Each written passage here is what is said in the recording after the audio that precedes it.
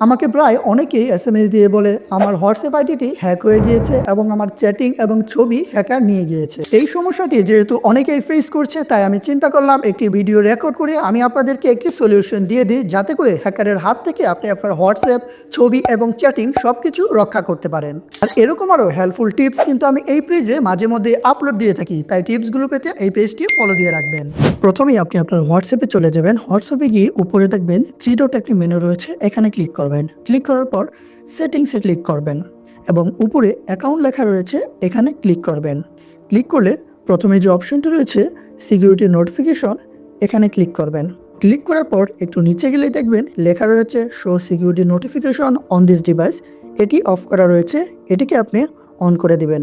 তাহলেই কেউ যদি আপনার হোয়াটসঅ্যাপে লগ ইন করতে চায়, তাহলে আপনার কাছে একটি নোটিফিকেশন চলে যাবে। আপনি যদি অ্যালাউ না করেন, তাহলে কেউ আপনার হোয়াটসঅ্যাপে লগ ইন করতে পারবে না।